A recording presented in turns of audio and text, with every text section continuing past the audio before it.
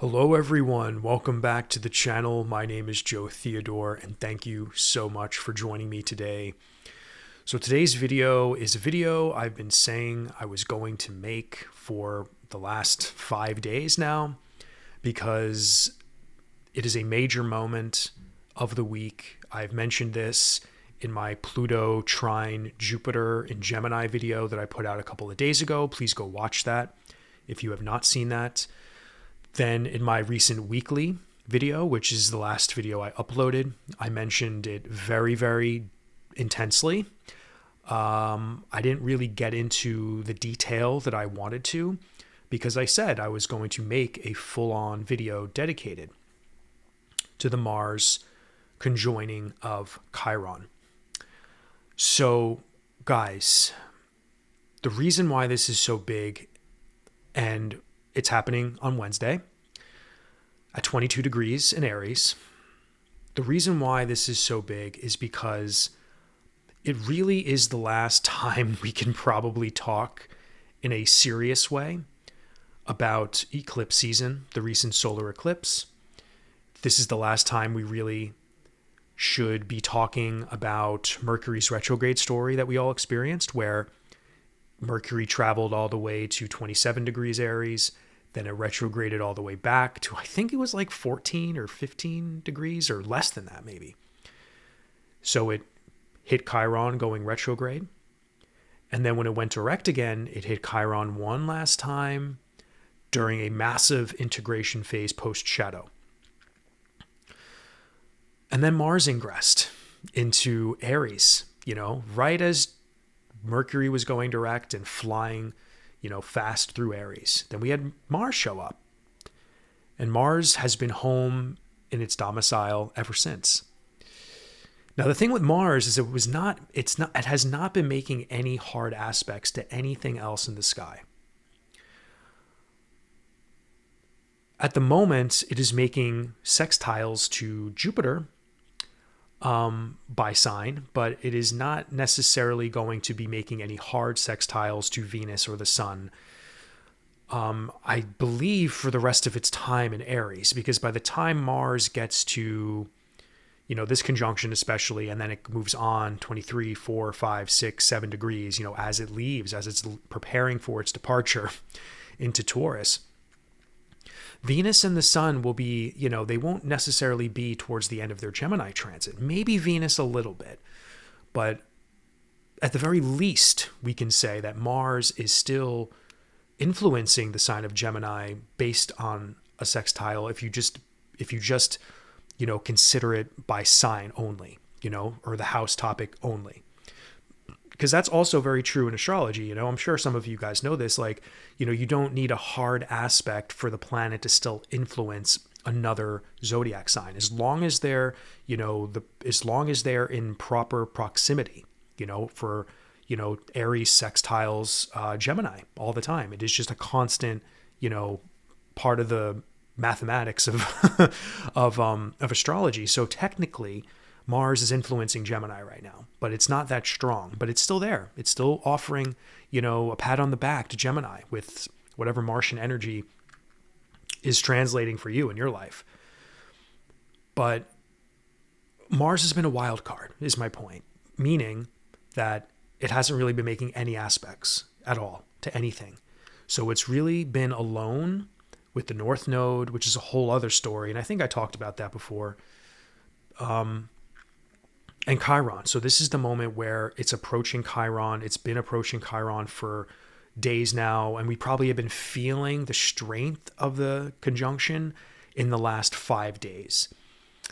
So, because in my opinion, I give conjunctions about a 3 to 4 degree orb, but as they approach like 7 degrees, 6 degrees, 5 degrees, closer and closer and closer, we begin to feel more of the pressure of that. We begin to start sensing the reality of how it's going to manifest or something, so, but when you have a wild card, the term wild card to me is there's no aspects involved with the planet. It's all by itself. And when it's in its domicile, that means it could be unpredictable.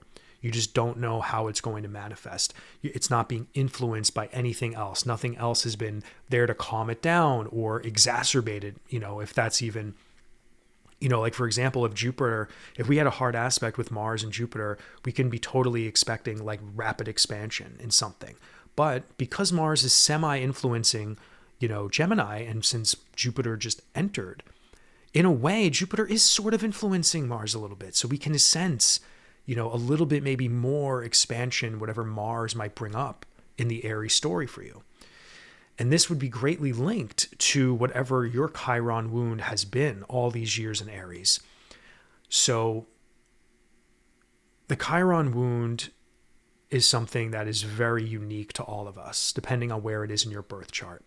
When Chiron transits the sky, that is a focal point in our life, wherever Aries is in your birth chart, that usually becomes a focus of wounding, healing, trauma, but also reckoning, awakening, revelation, and a shamanic birthing into a phoenix. So if we work with a Chiron wound properly, we accept what the wound is, we come to the truth of what the wound is, we have to do what we need to do to heal it and accept the wound, and then there's always a shamanic birthing from it. The best case scenarios and all potentials for Chiron transits and placements in the birth chart are to recognize the weakness in one's life, to transform that into a strength. And usually it is by offering that strength and offering that experience to something else or to someone else, So again, guys, I really, before I made this video this morning, I said to myself, I really want to make a class that I'll probably release next month on Chiron and Aries, specifically tailored to the collective experience, meaning how has this been affecting the world, and how are we as an individual coming to the Aries transit of Chiron? How is that affecting us on a collective level and an individual level? So I want to make a video and a class, rather, on Chiron and Aries and how significant this transit is for the world currently. And we're all part of the world. So each and every one of us has an experience in relation to a collective transit and a collective energy, whatever the case may be. So not only are we experiencing the Chiron Aries transit in our own particular house topic theme in our life, but we're experiencing it based upon the collective karma of your country. Like what's the birth chart of America or England or wherever country you're from, and where is the Aries placement in the country's birth chart, because that's part of the country's birth chart that is being asked to, heal something or come to terms with something, accept something, to grow from something that Chiron wants to expose, and the wound needs to be healed. It's like having a gash. You need to understand, one, how did the gash get there? Two, how do you heal the gash? And three, how do you maintain the wound after it is healed? Because maybe some wounds need to be maintained and really need to be cared for post-healing. So there's a lot that goes into the Chiron and Aries story, both on an individual level, which only you could know deep in your heart, and what your Mercury retrograde story has been, and also what your solar eclipse story has been. And all of these themes, I don't care what house topic it's in, this has something to do with your identity, how you identify with that part of your life, whatever that means. Because Aries is about the self. It is about being assertive. It is about being confident. It is about doing something your own way. It is about independence.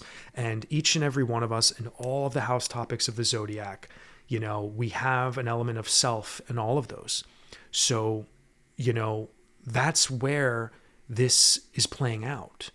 And if you book a reading with me, of course, I've done readings for people where I only focus on Chiron. Chiron is a major, and I might even put that on my website soon, just a Chiron reading. People just to come to me to talk about their Chiron wound, because, just by talking about their Chiron wound and where that's happening in their life, whether the transit or in their placement in their birth chart, that has done so many beautiful things to people, just understanding it. But this is about identity.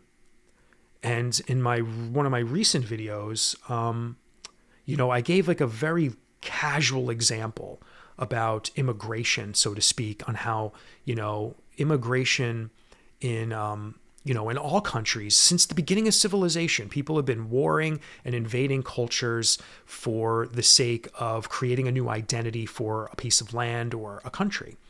And that's not changed, guys. So yeah, every country has been founded on immigration and on diversity and integration. So, and most countries right now in the West are facing the height of a new era of immigration and integrating diverse cultures together.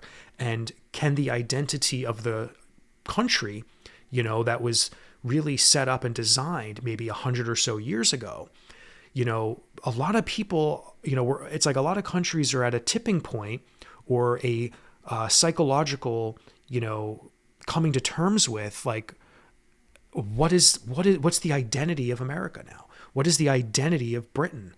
When there's so much influx of diversity that happens on a exponential, level.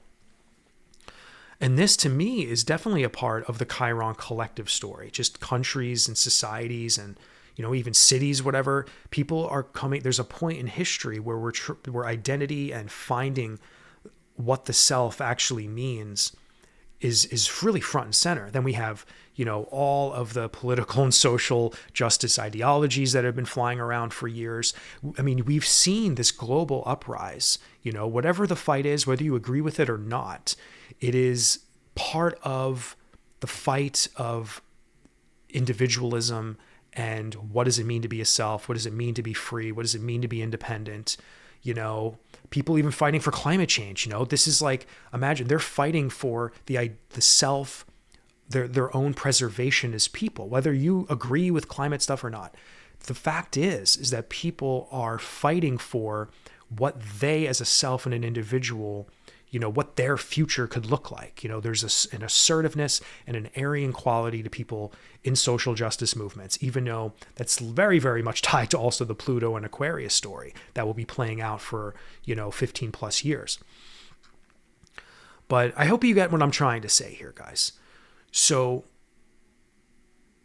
there's so many layers to this on a collective and individual level, but it's this fight for preserving oneself, this fight for, birthing a new self, for, understanding what does it mean to be me, or how am I supposed to do something new in this particular area of my life that could really bring a new sense of self. This is what Aries is about, and of course there's a lot of other things going on with the Aries archetype. Of course we have conflict in the world. Mars is the god of war, and, we could see more conflict in the coming days and weeks. We could see things that might manifest in that way.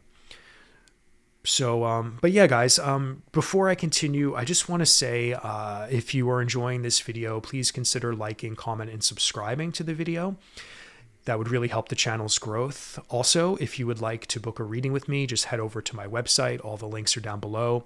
I have discounted some of my rates and added a 45-minute reading, which is more affordable for maybe a lot of you. So, I prefer reading for 60 to 90 minutes because it gives me more time to work with you and understand who you are, and for us to really feel a little bit more at ease versus rushing, with a 45-minute reading.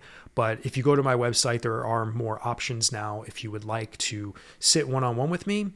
And then, then I just launched my Patreon, guys. So we have a beautiful monthly thing going on there. I'll be releasing some videos, early access.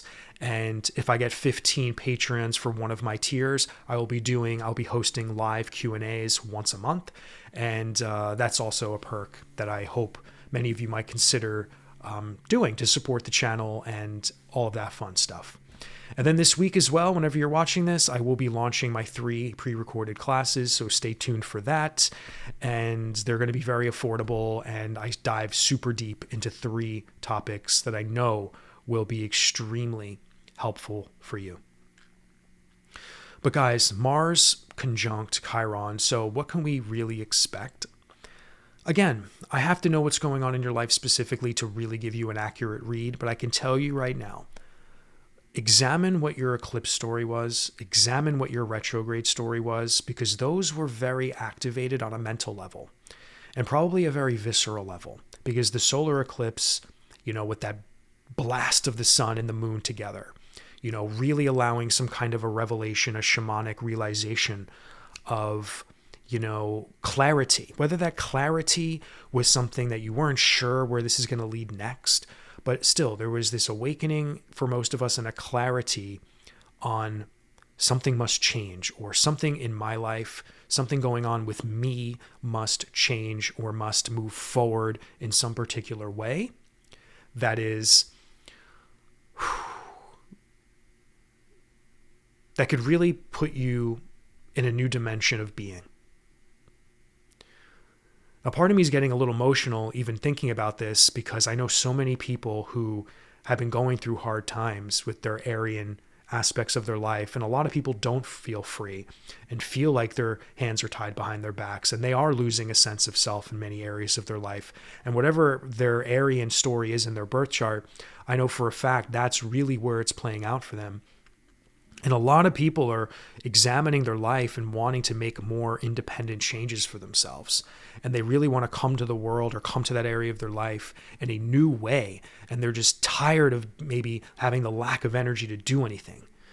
So Mars influencing Chiron at such a pinnacle point, leading up to Wednesday, and then even a little bit beyond Wednesday, because once Mars starts passes Chiron, I think there's going to be more of a momentum, to really kind of put the pedal to the metal. And as it gets into Taurus, it's going to kind of ground itself a little bit, and it'll allow that Martian energy to continue on from that Aries story, to kind of put even more work and effort into whatever the Aries story is for you, Like I can reflect on my Aries story with the eclipse season, and I went into that eclipse thinking, oh yeah, I'm really confident in this one area of my life, like this, that, and the other thing. Then I got sideswiped and had a complete shamanic awakening in something, and I had to shift my focus and consciousness 180 degrees, and I said, I have this new vision now for myself. I have a new way of going about this particular thing, and I'm going to really, really do everything I can to make this happen, and I don't need anyone else to help me. I'm going to do this myself. And with Mars, now being in my Aries, part of my birth chart, it's really been giving me the energy and focus and, to put hard work into this one particular area of my life, even though some days I get very exhausted, because I'm putting in so much work into this thing. But at the end of the day, I know that the Martian energy is there to support me in conquering, these tasks that I need to do, which are fulfilling some kind of a self, mission or something like that. So when Mars hits, and that Chiron wound for me is a really big part of that story. So, I feel like I'm also simultaneously battling, some kind of a weakness that this particular Chiron transit has been offering me all these years. But now with Mars there, it's and this conjunction, I'm already beginning to feel this myself, that hey, you need to barrel through this wound. You need to barrel through this, this emotional block that Chiron has kind of always been giving me in this particular area of my life. So this moment with Mars conjunct, I feel a lot of us are going to come head to head with, whatever the story of the eclipse and the Mercury retrograde revelations were. This is like, okay, now we're going to be faced with, is any anger going to come up here? Because I feel a lot of us might get triggered. There could be maybe even a potential setback where we think we're not going to do something or not going to embody, an energy or some sort of a circumstance we thought we needed to do in order to transform and to kind of grow in a particular part of that story. And we have to be careful that anger doesn't arise within this healing process or this, this movement and momentum to kind of build whatever this, whatever you're trying to do to recreate and reconcile the Chiron wound, So, but on the other side of that, if we can catch ourselves in any sort of frustration and anger, because Mars is very capable of causing a lot of stress and anger, and maybe we've been feeling that as well throughout this process of integration and figuring out the identity and the self and, whatever's been the story for you, this is, we could be triggered. Something might be triggering us already. But if we use Mars as an ally, to just kind of block out the noise and to, if anything is triggering you, to kind of just hone in on what you feel to be true and right for yourself in regards to this, whatever the revelation of Chiron has been providing. Mars can give you a beautiful moment for you to continue on the journey, to, really focus on the independence and self-assertiveness that in your heart you need in order to kind of make that part of your life change and transform. That's the word I'm looking for, transform, because we're all looking to transform the Chiron wound. We all need to find peace within that. We all need to really understand it and be aware of what we need to understand. Because understanding is the beginning of all true progress. If we can't understand, all we're doing is speculating. We're playing mental gymnastics. And that's really what Mercury's retrograde story was. It was just this mental gymnastics around, thinking we need to do one thing and then retrograding back and then thinking we need to do one thing. But yeah, we're more confident now. When Mercury went direct, things were becoming more maybe clear in the mind, or at least there was a direction you knew you needed to maybe go down. And that solar eclipse forced us into, forced us into a corner and kind of revealed us some dark truths or some truths that were very inspiring. And now Mars has been the opportunity for us to put the action in.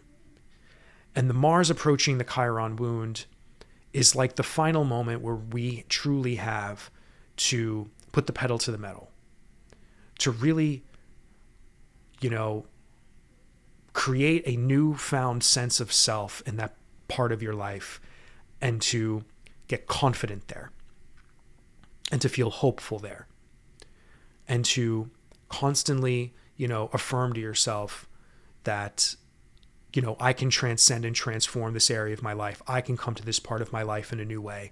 I'm going to feel solid in my own skin and my own being, once this Chiron wound gets dealt with. And yeah, the Chiron story will be around, guys, for another 2 years in Aries. So there's still a lot to deal with there. But I think this moment in time is a tipping point. It is a shift.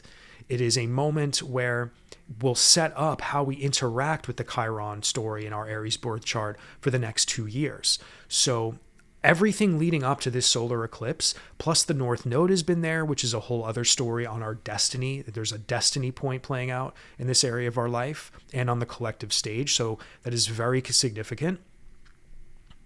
So everything that has been occurring this year is really the pinnacle of how the next 2 years and how we continue to ride the Chiron wound healing wave. And hopefully we do a very successful job at integrating what has been revealed to us and what we have desperately needed to face. And on a collective level, guys, this is playing out in so many ways. Again, I think the world is in a state of fighting for identity. I mean, even, again, I don't want to get into politics, guys. I'm not a political astrologer or guide or intuitive. But I mean, when I feel like I need to say something, I will. And just always know when I mention something on the world stage, I'm not taking one position or the next. As a guide and intuitive and someone who needs to help people in this life, who takes a very shamanic approach to living and guiding people, I tend to come to the world as a hollow bone when I discuss topics and teachings and things like this. Yes, I have my opinions in the world because I'm a human being, but when it comes to talking to you guys, I will say examples not to trigger anyone or to make you assume I'm picking a side. But even look at Ukraine and Russia and, Israel, Palestine, every one of these conflicts that are so powerfully in our face, that are life-changing and world-changing. If any one of these people ever starts a nuclear war, we are toast. And all of these, even the religions, religion is a huge pinnacle and reason for all of this stuff that's been going on, and even why all wars and shit like that even begin.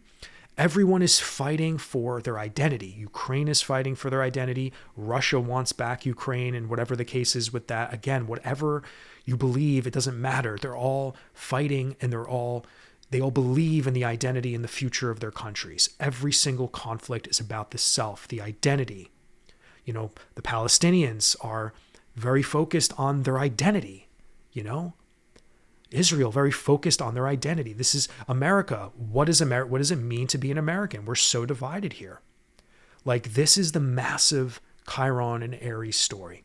And it's so much bigger than we can think on a cosmic level, which is why I really want to make a class that'll be about an hour and a half or so, where I kind of maybe go in more detail on exactly what I've been talking about here. I'll probably go through the signs of the zodiac, kind of maybe give you a hint on what may be playing out in your life. But other than that, you really need to book a reading with me, guys, if you are at all interested in your Chiron sacred wound, because that's what Chiron is. It is the sacred wound in our soul contract. And it is one of the most important parts of healing and being a very balanced person, you know, because that Chiron wound dictates so much of how we function in our life. And it usually is the one thorn in our side that just constantly gnaws at us, you know. And wouldn't it be so much better to just sort of understand what that is and to reconcile it and to heal it and to know how you can transmute that in a shamanic way? So yeah, if you're interested in connecting me, you know, for a reading, I would love to help you with that, guys. I really would. So, but yeah, that's all I have for you guys today. I do hope you enjoyed this talk. Please, once again, like, comment, and subscribe if you're new and stay to the end. Please check out my offerings in the description box below. And as always, I will see you very, very soon. Sending you so much love.